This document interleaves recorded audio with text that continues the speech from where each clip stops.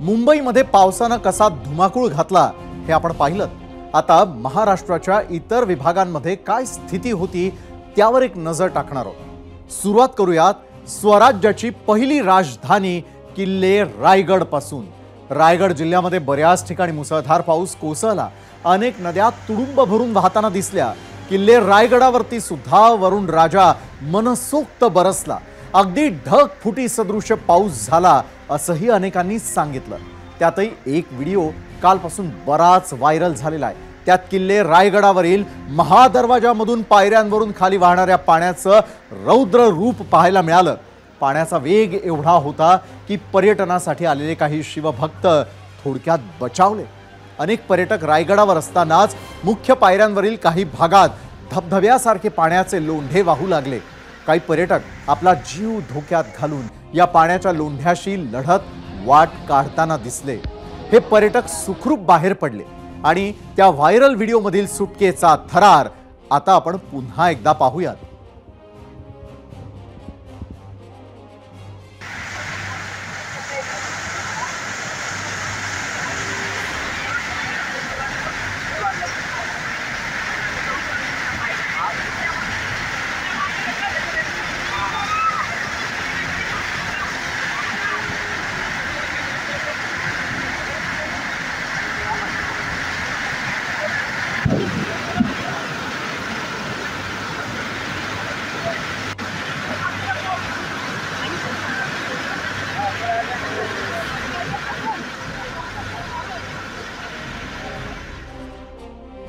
किल्ले रायगडावरती जे पर्यटक होते त्यांना रोपवेनं गडावरून उतरवण्यात आलं।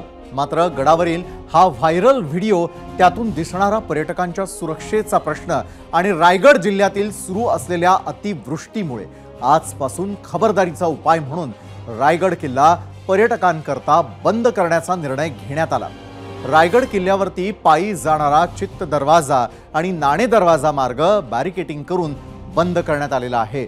मुख्य प्रवेशद्वारावर आणि महत्त्वाच्या ठिकाणी आवश्यक पोलीस बंदोबस्त नेमण्यात आलेला आहे।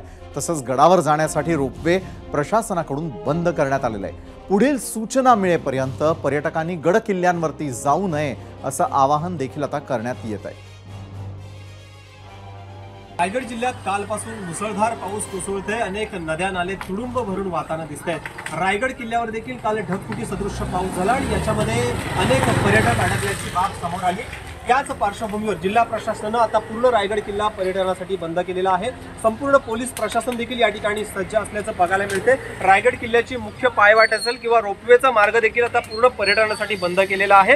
एकंदरीत रायगड किल्ल्यामध्ये मोठ्या प्रमाणात काल पाऊस झाला आणि याच्यामध्ये अनेक नद्या नाले देखील तुडुंब भरून वाहताना दिसत आहेत। अनेक भागांमध्ये काही तरुण वाहून गेल्याच्या देखील घटना आहेत आणि याच अनुषंगाने आता रायगड किल्ल्यावर देखील कोणताही अनुचित प्रकार घडू नये याच पार्श्वभूमीवर प्रशासनानं आता रायगड किल्ला पूर्णतः पर्यटनासाठी बंद केलेला पाहायला मिळत आहे।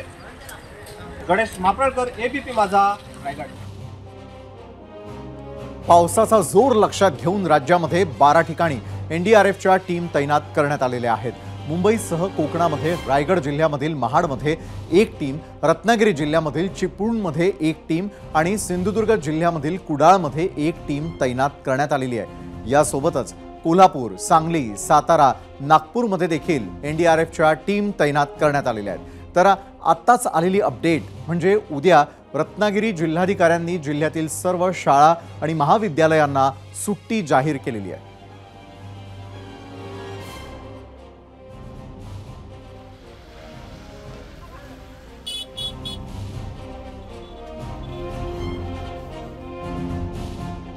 सिंधुदुर्गामध्ये काल 24 तासांमध्ये 215 मिलीमीटर इतक्या पावसाची नोंद झाली। मुसळधार पावसामुळे आंबोली घाटात धबधब्यांनी रौद्र रूप धारण केल्याचं चित्र समोर आलंय। आंबोली घाटात ठिकठिकाणी धबधबे ओसंडून वाहत असून आंबोली घाटातील रस्त्याला नदीचं स्वरूप प्राप्त केल्याचं दिसतंय। काही भागात ढगफुटी सदृश्य पाऊस कोसळला आणि त्यामुळे जिल्ह्यामध्ये पूर परिस्थिती निर्माण झाली। अनेक घरांना पुराच्या पाण्यानं वेढलं। मुंबई गोवा महामार्गावरती देखील पाणी आल्यानं महामार्ग तब्बल 14 तास बंद होता। जिल्ह्यातील प्रमुख नद्या इशारा पातळीच्या वर सध्या वाहत होत्या। पूरस्थितीमध्ये नागरिकांना मदत करण्याचं काम एनडीआरएफच्या जवानांनी सुरू केलेलं आहे। सिंधुदुर्ग जिल्ह्यामधील एनडीआरएफ टीम सोबत संवाद साधलेला आहे आमचे प्रतिनिधी सदाशिव लाड यांनी। सिंधुदुर्ग जिल्ह्यात कालपासून मुसळधार पाऊस कोसळतोय, त्यामुळे जिल्ह्यातील जनजीवन जे आहे ते विस्कळीत झालेलं आहे। अनेक ठिकाणी पुराच्या पाण्यात अनेक लोक जे आहेत ते अडकलेले आहेत आणि एनडीआरएफची टीम जी आहे ती सध्या कुडाळमधील पावशी भागात दाखल झालेली पाहायला मिळते। आपण पाहत असाल तरी एनडीआरएफची टीम मदत कार्यासाठी पुढे आलेली पाहायला मिळत आहे। यासोबतच एनडीआरएफचे काही अधिकारी देखील आहेत, आपण त्यांच्याशी बातचीत करू। सर, यहाँ पे एनडीआरएफ की टीम दाखिल हुई, कितने लोग हैं और कैसा रेस्क्यू चालू? कल रात को लगभग 9 बजे हमारे टीम को पुणे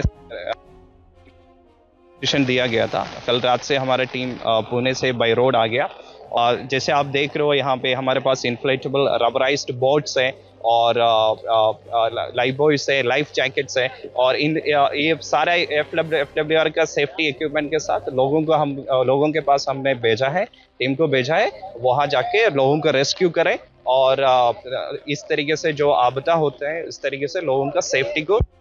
और कहाँ पे रेस्क्यू करने वाले हैं आप? इसके बाद फिर हमको आगे के जो कुछ एरियाज हमको बताया गया है, जैसे ये एक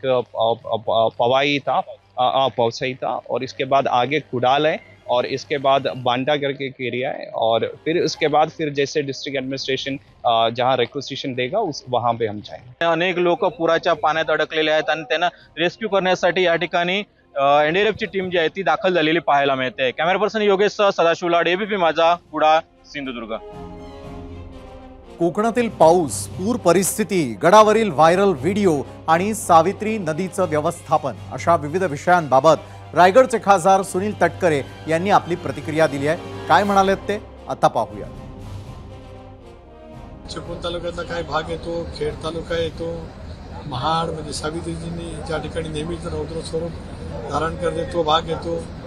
मी राहतो तो परिसर कुंडलिका नदीचा, नागोटाचा अंबा नदीचा, पेणच्या परिसरामध्ये भोगावती नदीचा, या सगळ्या परिसरामध्ये माहिती घेतलेली असतानाच पाऊस त्या ठिकाणी आहे, परंतु परिस्थिती पूर्णपणे नियंत्रणामध्ये आहे। सावित्री नदीचा गाळ काढण्यामुळे गेल्या वर्षी प्रचंड पाऊस होऊन सुद्धा नियमित पाऊस पडल्याच्या नंतर जेवढं महाड शहरामध्ये पाणी शिरतं त्याच्यापेक्षा अजिबात काही पाण्याचा शिरकाव त्या ठिकाणी झालेला नाही। पुरापासूनच्या धोक्यामध्ये त्या शहरांना वाचवण्यामध्ये सरकारला नक्की यश आले, पण तरी सुद्धा आम्ही सगळेजण सतर्क आहोत। रत्नागिरी जिल्ह्यामध्ये पावसाचा जोर वाढल्यानंतर प्रमुख 8 नद्यांपैकी 2 नद्या इशारा पातळीच्या वरून वाहत होत्या। खेडमधील जगबुडी आणि राजापूरमधील कोदवली नदी इशारा पातळीवरून वाहत होती। विशेष बाब म्हणजे चिपळूणमधील वशिष्ठी नदीची पाणी पातळी धोक्याच्या रेषेखाली होती आणि त्यामुळे चिपळूण शहराला सध्या तरी धोका नसल्याचं सांगितलं जातंय। एकूणच कोकणात सध्या समाधानकारक पाऊस कोसळतोय आणि त्यामुळे शेतीच्या कामांना देखील वेग आलेला आहे। भूजल पातळीमध्ये देखील सध्या चांगली वाढ झालेली आहे। प्रमुख नद्या दुथडी भरून वाहत आहेत। पुढील काही दिवस पावसाचा जोर कायम राहील असा अंदाज हवामान विभागानं व्यक्त केलेला आहे।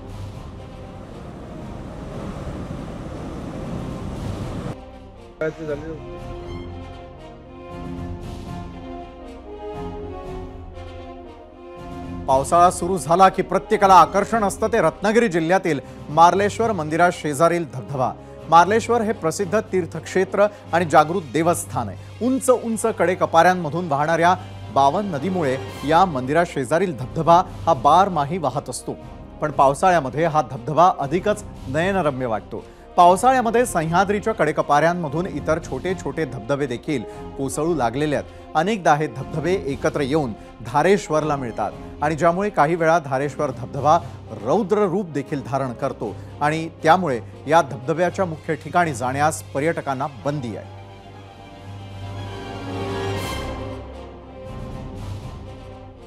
महाराष्ट्रासह शेजारी राज्य असलेल्या मध्य प्रदेशातही पावसाचा जोर पाहायला मिळाला।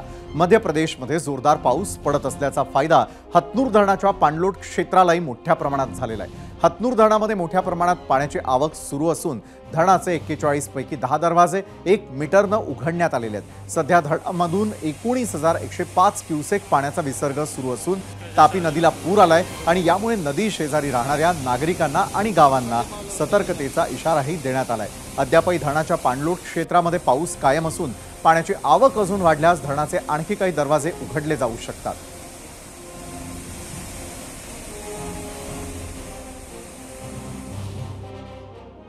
तिकडे कोल्हापूर शहरामध्ये पावसानं विश्रांती घेतलेली आहे, मात्र घाट माथ्यावर जोरदार पाऊस सुरूच होता। कोल्हापूर जिल्ह्यामधील नद्या दुथडी भरून वाहत आहेत। काल पंचगंगा नदी ही 33 फुटांवरून वाहत होती।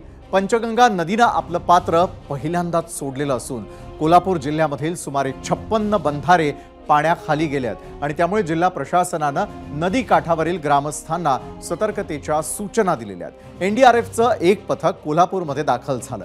या पथकाच्या माध्यमातून नागरिकांना सतर्क राहण्याच्या सूचना दिल्या जात आहेत।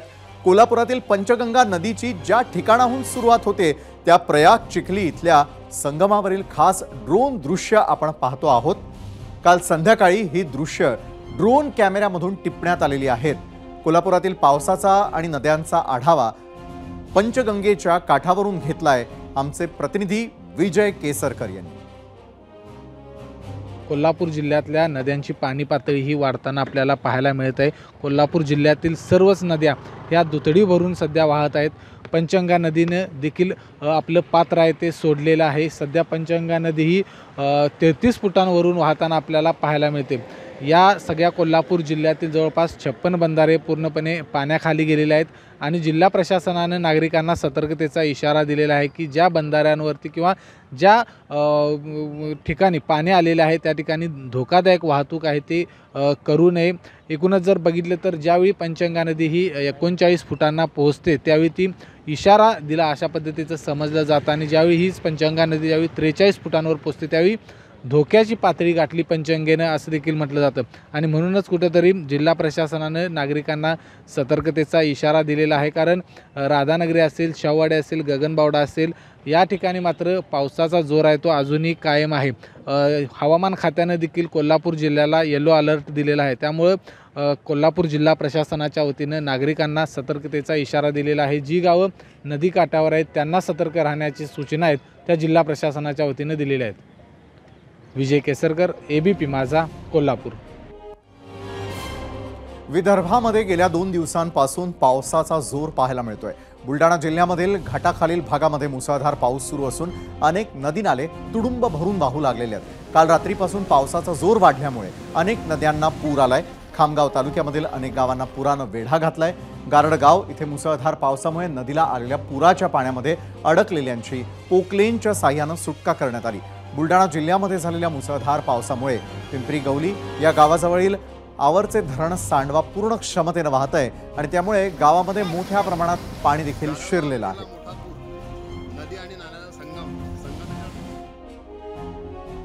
तर तिकडे मराठवाड्यामधील काही भागामध्ये पावसानं चांगली हजेरी लावली। परभणीच्या पालम तालुक्यामध्ये रात्री जोरदार पाऊस झाला। पालम ते जांभूळ बेट रस्त्यावर असलेल्या गळाटी नदीला पूर आलेला आहे। गळाटी नदीला पूर आल्यानं फळा, सोमेश्वर, घोडा, आरखेड, उमरथडी या 5 गावांचा संपर्क तुटला। कंत्राटदारानं वेळेमध्ये काम न केल्यानं ही स्थिती ओढावल्याचा आरोप करण्यात येतोय। तात्पुरती वाहतूक सुरू राहावी यासाठी सिमेंट नळी टाकून तयार केलेला पूल सुद्धा हा पाण्याखाली गेलेला आहे। दिवसभर हा रस्ता वाहतूक करण्यासाठी बंद करण्यात आलेला आहे।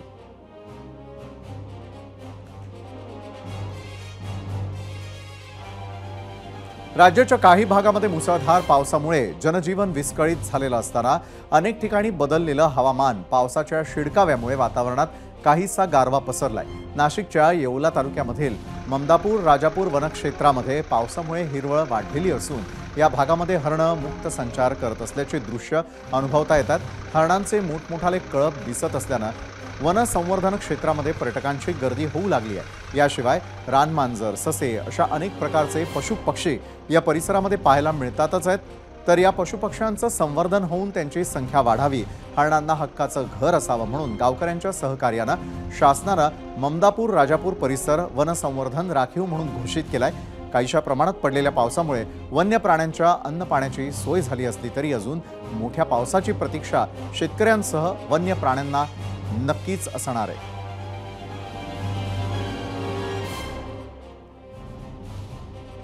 तर उशिरा का असेना राज्यभरामध्ये वरुण राजानं हजेरी लावलेली आहे। गेल्या 8 दिवसांमध्ये नाशिक आणि पुणे विभाग सोडला तर इतर 4ही विभागांमध्ये सरासरीपेक्षा जास्त पाऊस झालाय। नागपूर विभागामध्ये जूनमध्ये सरासरीच्या 70%च पाऊस झाला होता। तो बॅकलॉग या महिन्यामध्ये भरून निघेल अशी अपेक्षा। आता पावसाला लय सापडलेली आहे, ती कायम राहील अशी आशा करूया। जिथे जिथे गरज आहे तिथे जास्त ताण जास्त ओढ दिली आहे त्या भागामध्ये तो बरसेल अशीही आशा करूयात. नमस्कार. मनसुद्धा तुझं ही वेगळ्याच प्रकारची मालिका तुम्हा सगळ्यांना खूप आवडली होती. याचा दुसरा सीझन कधी येणार अशी विचारणा झाली. प्रतीक्षा संपली आहे मित्रांनो. येतोय मनसुद्धा तुझाचा दुसरा सीझन.